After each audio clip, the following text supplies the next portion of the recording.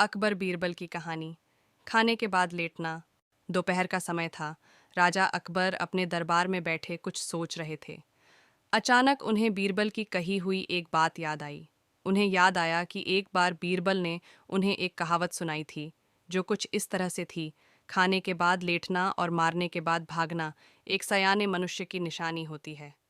राजा सोचने लगे, अभी दोपहर का समय है।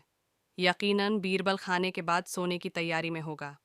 चलो, आज उसकी बात को गलत साबित किया जाए। ये सोचकर उन्होंने एक सेवक को आदेश दिया कि इसी वक्त बीरबल को दरबार में उपस्थित होने का संदेश दिया जाए।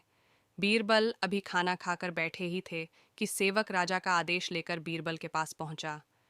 बीरबल आदेश के पीछे छिपे राजा की मंशा भली भांति समझ गए। उन्होंने सेवक से कहा, तुम थोड़ी देर रुको, मैं कपड़े बदलकर तुम्हारे साथ ही चलता हूँ।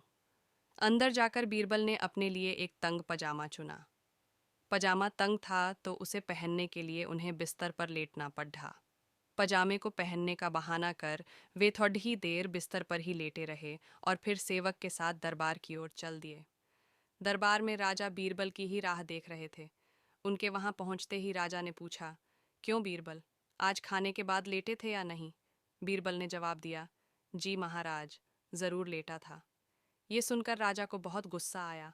उन्होंने बीरबल से पूछा, इसका मतलब यह है कि तुमने मेरे आदेश का असम्मान किया? तुम उसी समय मेरे सामने क्यों उपस्थित नहीं हुए? इसके लिए मैं तुम्हें सजा देता हूँ। बीरबल ने तुरंत जवाब दिया, महाराज, ये सच है कि मैं थोड़ी देर लेटा था, लेकिन मैंने आपके आदेश की अवहेलना नहीं की है। आपको मुझ पर यकीन न हो तो आप सेवक से इस बारे में पूछ सकते हैं। हाँ, ये अलग बात है कि मुझे इस तंग पजामे को पहनने के लिए बिस्तर पर लेटना पड़ रहा था। बीरबल की इस बात को सुनकर अकबर हंसे बिना रह न सके और उन्होंने बीरबल को दरबार से जाने दिया। कहानी से सीख। इस कहानी से हमें यह सीखने को मिलता है कि परिस्थिति को भांपते हुए हमारे द्वारा उठाया गया एक कदम हमें अनेक मुसीबतों से बचा सकता है।